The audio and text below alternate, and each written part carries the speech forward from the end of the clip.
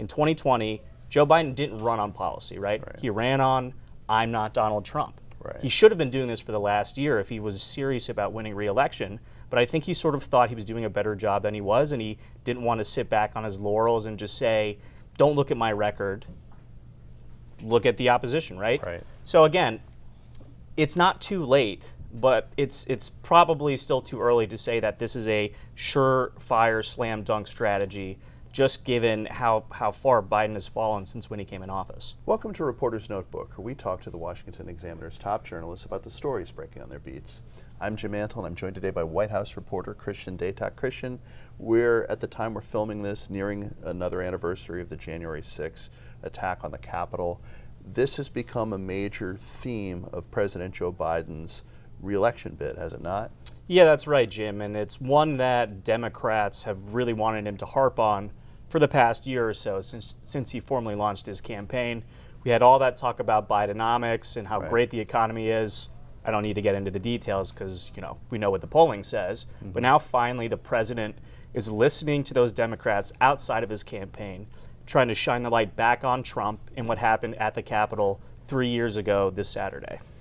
So this does seem to concede that former President Donald Trump will be the Republican nominee, that it is likely there will be a rematch, although they have adopted the whole MAGA label as a way to apply some Trumpian qualities to other Republicans if they happen to be the nominee. But they really do seem to be gearing up for a fight against Trump. They are, and I think that's probably smart. I mean, even with these stacking indictments that Trump has had over the last year, his poll numbers continue to go up. And as we've seen Nikki Haley sort of surge on the Republican side, you know, she shoots herself in the foot with this comment about the Civil War. So it looks like it's probably going to be Donald, and I think that's what the Biden team really wants. Again, when you look at Haley's poll numbers compared to Biden, she's beating him not only in the average, but in just about every poll by more than 10 points. They don't want to run against someone who wants to talk about the economy and how bad of a job Biden has done. They want to run that winning playbook from 2020. Namely, I'm Joe Biden, I'm not Donald Trump, I'm here to save democracy, not overthrow the government.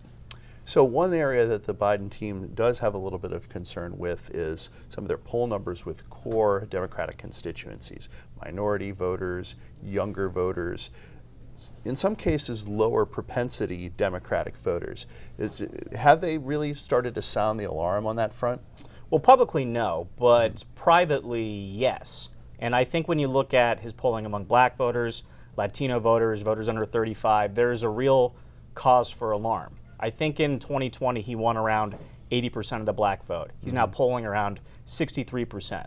When it comes to Latinos, people under 35 years old, Trump has now overtaken him in this most recent USA Today poll, and that's, you know, coming on a string of polls coming out of the fall and the winter last year that showed they were neck and neck. So this is a bad sign. That being said, it's not too late for him to turn that around, and that's what some of the Democratic strategists and operatives that I've been talking to have been saying. The question is there enough time left in the election to sort of hammer that message home? And I think they're doing what they need to do to make it hit. Again, it's just, do they have the political capital to try and change minds? That's why this sort of strategy shift is so important, because again, in 2020, Joe Biden didn't run on policy, right? He ran on, I'm not Donald Trump.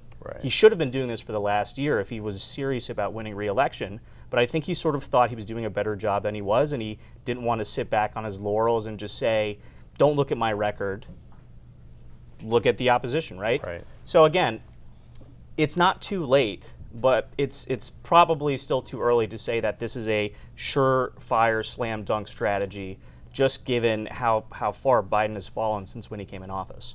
Don't judge me by the almighty, I think is Biden's usual line. That's right, judge me by the alternative. But judge me by the alternative. Well, thank you, Christian. You can read Christian and the rest of our political team's coverage at washingtonexaminer.com.